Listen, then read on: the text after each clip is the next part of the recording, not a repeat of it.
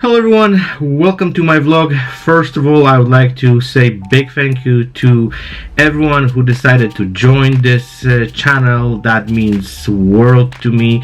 And yeah, today's vlog will be a little bit different. I've been receiving a lot of requests to talk about basically the lighting system I'm using for my headshots, and I've done similar video in the past, but I've decided to do another one and expand it a little bit. Few things changed over the last few months, and also I would like to kind of, for everyone who is new to this channel and is interested in my headshot photography and is actually interested to know how I pull it off, those shots, I will be discussing this today. So my lighting system is pretty simple. I've been working to actually find I would say the proper stuff which works for me. I know everyone has a different approach and everyone wants to use something different, but over the years I actually scaled down my equipment, and I'm working with, like, I would say the minimum. Like, I don't have really high-end stuff. I used to have, but basically I just want to make sure that whatever I do, I can put it up fairly quickly, take it down, and just has as less hassle as possible. Okay, so let me start with kind of going through this entire thing step by step. So let's start with softboxes. I'm using two deep octas by Reflectors, and I actually have it one here to show you. So this is the small octa, and then there's two sizes. I know always people asking me, so what size do you use? So there's two sizes, which is, well, this is made by Elinhrom, and there's big octa and small octa. The small one is 27 inches and the big one is 39. So I used to use the small one as a kicker and the big one as a main light, but recently I have decided to do a little bit of experiment, and actually I'm using basically two big octas, and I found the images turns a little bit better. There's a little more light going from, I would say, the back, and there's way more control over the kicker light. So that's the small adjustment. The main reason I really like those soft boxes, there's a couple things. First of all, I've been using them for over 3 years now, and they really solid, like they really well made, and that's what kind of convinced me to keep using them and then just don't change them to anything else. Especially I don't own a studio, so whenever I'm shooting, I either have to go to certain locations or I'm shooting outside, and I always have to put those lights together and take them apart on every shoot. And that's after like hundreds and hundreds of photo sessions. Those lights, there's no even a sign that they've been used, and then, you know, there's nothing which is happening to them. And they're a little bit more pricey, but again, I have to say that if you planning to invest significant amount of money into soft boxes, I would definitely recommend those ones. You're not going to be disappointed, and I'm telling this straight from my experience. I know there's tons of different companies out there who are trying to do similar stuff. I'm not gonna share my opinion on their quality because I never use them. I just hear certain things here and there, but I have to say that those ones made by Elinhrom, and they called Reflectors, they really good, and I really like them. So in order to actually make them work, I use Speedlights, but I'm going to talk about it a little bit later on. But before I'll jump into it, there's another, I would say, important part which makes me actually put those Speedlights work with those soft boxes is little connector, and this is not something which is made by any company. It's off the market, and then yeah, they cost me 40 bucks each, and they also really good. Like, they're really well made. I'll try to find who makes them. I bought them in one of the stores in Calgary, and I think they still have them, and they're really good. They a little bit of plastic, but the inside part here is made out of some kind of metal, which makes them really solid, and nothing's happened to them. And basically what happens, you just mount the Speedlight to your softbox, and there's another part here which goes to your stand, and you're ready to go. So basically, in order for me to set it up, I need about 10 to 15 minutes, and I'm ready to go. Whatever I'm shooting, I can set it up and then you know, be ready for the headshot session. So I want to actually mention this part because a lot of people just kind of asking me, like, so how do you mount the speedlights to the softbox? So this is the part which you will need in order to make this work.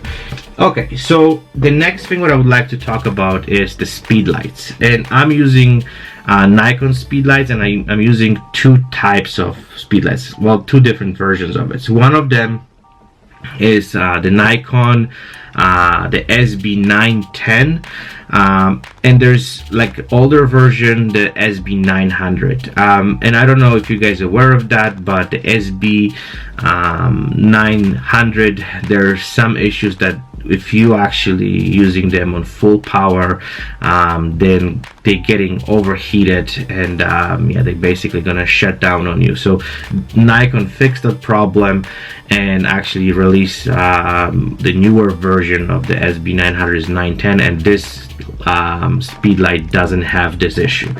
And for my kicker lights, or for the main lights, depends what I'm shooting, I also have this little older version, is the Sb-800, and I really like this. First of all, it's smaller, and another really cool part about it is this Speedlight has one extra compartment for extra battery, so that helps with recycling, and you know, you can shoot much more, but like, I never run out of the batteries. Like, that's another thing which you know, like, I never had issues with that. I never shoot on the full power, just to kind of let you know, so you can save also a little bit of battery life, but most of the time I'm also trying to use good batteries, recyclable batteries, you know, which you can charge, and then, you know, they just work better. At the beginning, I remember back in the days, I used to buy batteries, and then whenever they were done, I was just throwing them out. And after like few months, like, when I look how much I spent on those batteries, it was just crazy. So that was the time when I decided, okay, I'm gonna purchase recyclable batteries, and since that day, whenever I come back from the shoot, I just recharge them and they good to go. So what do I use in order to release those speedlights? But I'll talk about it. But before I actually jump into the triggers, I just want to mention one more thing about why do I use speedlights, because a lot of people asking, like, why speedlights, why you don't have proper lights. So there's a couple of reasons. First of all, I used to use Elingham lights, and I absolutely loved it. And I'm not saying this is the bad way or the good way using different lights. The main reason I'm using the speedlights, first of all, is I can shoot anywhere. Like, I don't have any batteries, well, like any big batteries or chargers. I don't need any cables to plug into any outlet, so that allows me to shoot literally anywhere. And also, there's no any issues when it comes to safety, because they basically just put them on the softbox and you're good to go. With any other I would say lights, then sometimes you need, you know, some big battery packs, you need cables to plug them in. and depends when you shoot, that might be an issue, because you know it might be too, like there's no outlet, or you know the outlet is really far, or you need some extension cords.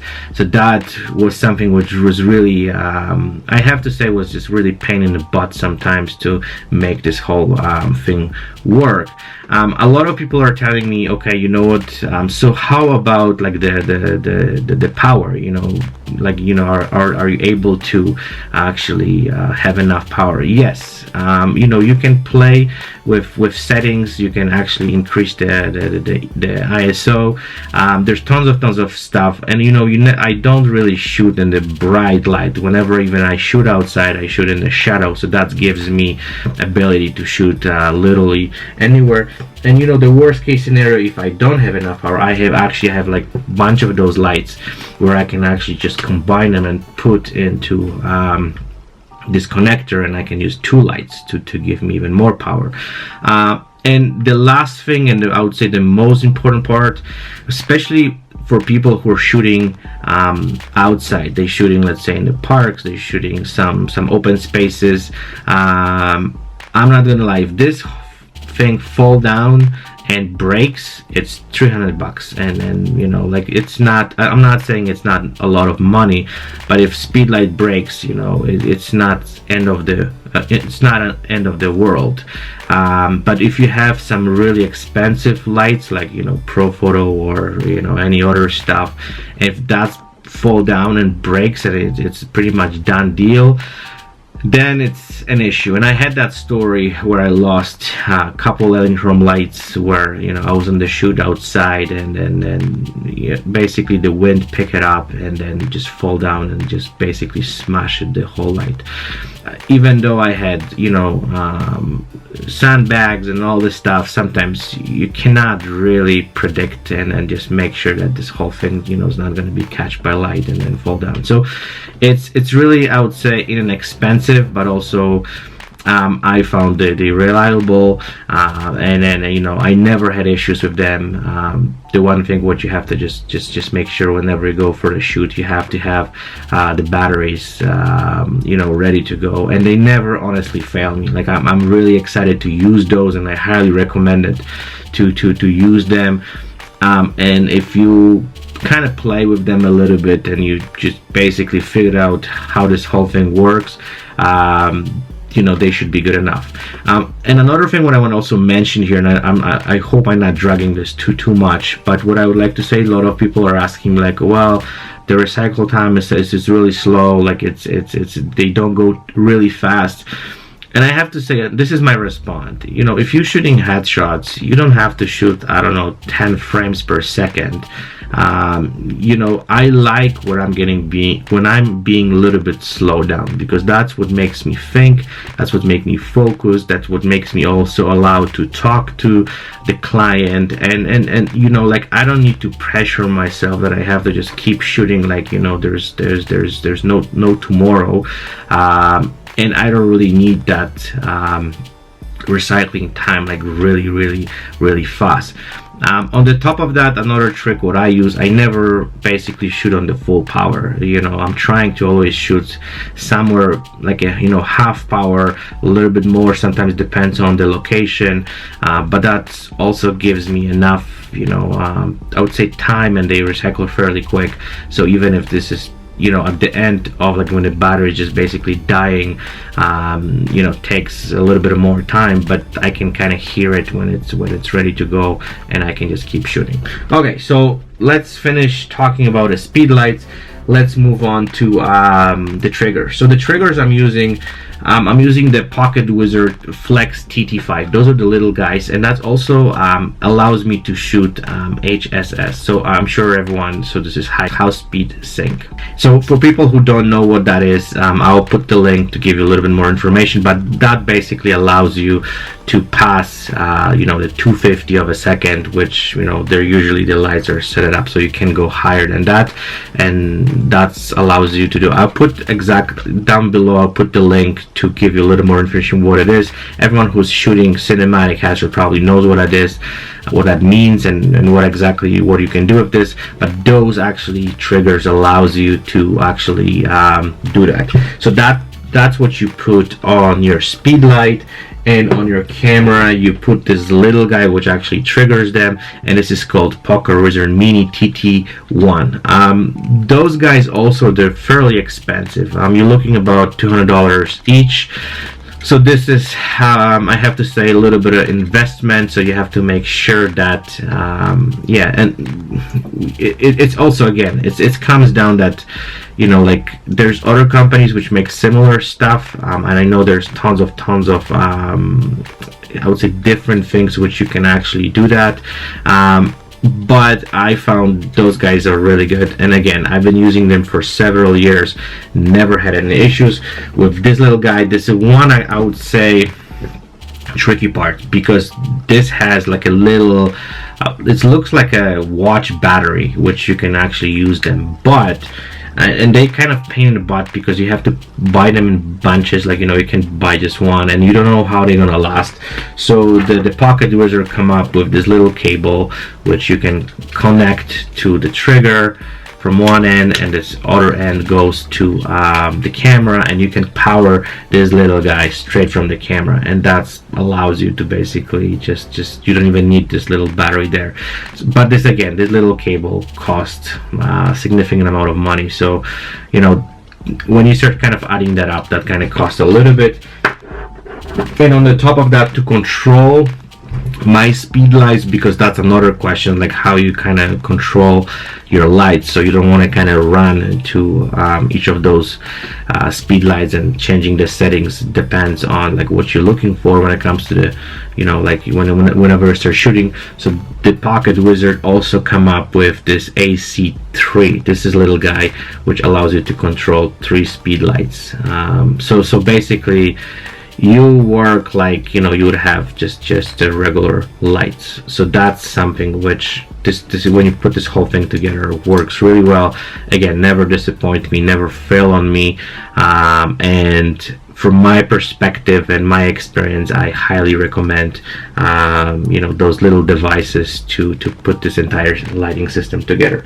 Okay, so the last thing I want to talk, of course, I use, if you've seen some of my previous videos, I'm use Reflector, and I'm using this one. It's 39 inches reflector, and actually has a two sides. One is silver, and the other side is actually it's a kind of stripes, is a gold and silver. So whenever you want to warm up the person a little bit, you can use either or. It's 39 inches one, and I also have a little stand. And I bought the reflector holder back in Europe. Like, I had few ones which I purchased in States, and they were not good quality. They start falling apart in the, you know, after like a few months. So I got a little different ones, and I'll actually add the description down below so you guys can see exactly, and you can probably also purchase. And I really also like it because it's really light, it's really solid, made from I have to say, like, a good plastic, which also allows me to set it up, this whole thing, fairly quick, adjust it, change it, turn it, whatever. It's pretty cool. And I'm using also the stands, and I'm using the Manfrotto ones. Also, don't cheap out on the stands, because that's something which I've learned hard lesson, that, you know, I spend a lot of money on lights, and then I purchase cheap, you know, stands which they're not really solid. So make sure, especially when you're shooting outside, like, that's what I would suggest. Make sure that you have solid stands which gonna hold the lights, and you know, they're not gonna fall down. Even though, like, I would suggest to use sandbags, and there's also really cheap investment. You can get them online. I think I bought mine in Amazon for about 30 bucks, and there's like, I think 6 of them filled up with good sand, and yeah, you're ready to go. Okay, so that would be, I think, everything when it comes to my lighting system. I've been using this whole thing for over 3 years, and I'm not planning to change that any soon. This whole thing works really well for me. I don't know, maybe there will be something which come up on the market which might change my mind, but at this point, all my headshot sessions, everything what I do, basically I'm using the same system, and I love it. I would never I would say go with anything else, and I have to say I tried different things, but for whatever reason, this setup works really well for me. Also, I would like to add a little bit of thing in that, so because I know I'll get probably some emails back like, oh, why don't you use this and why don't you use that. I want to say, whatever you're using out there, whatever speed lights or lights, it's also, I would say, personal preference. So don't kind of feel that you have to do the same thing or use the same lights what I'm using. I'm just saying that what works for me, and why I was trying to explain as best as I can that, you know, this is just my experiences over the years actually forced me to go to that system and using it. But I would definitely like to hear your feedback and what maybe there's something else or what stuff you guys are using and why you guys are using them. I would love to hear your feedback and the stuff what you guys are doing.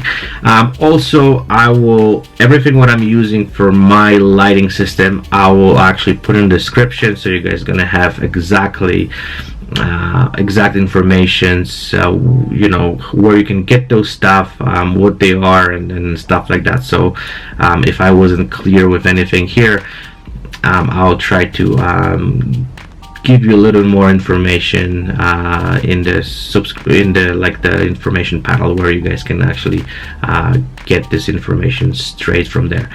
Okay, I hope that was interesting. I didn't talk much about equipment. I'll try to talk about it in my another vlog, but that's completely different subject, and I don't want to, I would say, waste more of your time. So wishing you guys fantastic week, great photo shoots, and stay tuned for the next vlog. Bye bye.